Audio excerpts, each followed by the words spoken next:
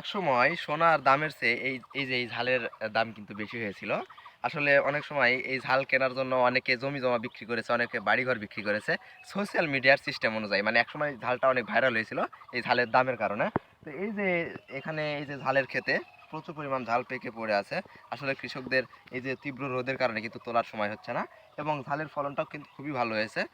এবং পেকে গেছে মোটামুটি। এখন এই গাছগুলো সহকারে উপড়ে ফেলা হবে, ফেলে ঝালগুলো উঠে বাজারে বিক্রি করা হবে। তো গ্রামাঞ্চল আসলে বলা হয় আমাদের যে জীবিকা নির্বাহের একটা নির্দিষ্ট কেন্দ্র, প্রাণকেন্দ্র।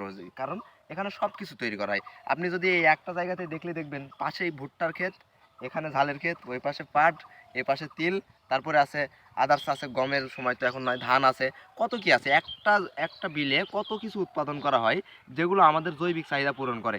এই যে এইভাবে যদি আমরা যদি নিজেরাই নিজেদের জৈবিক চাহিদা পূরণের জন্য ফসল ফলাদি উৎপন্ন করি, তাহলে কিন্তু আমাদের বাইরের দেশের কাছে কখনো হাত পাততে হবে না। কখনো এই ঝালের দাম সোনার দামের সমতুল্য হবে না। কখনো পেঁয়াজের দাম, 1 মণ পেঁয়াজ যেখানে 600-700 টাকা মণ থাকে, সেই পেঁয়াজটা কখনো 4200 টাকা মণ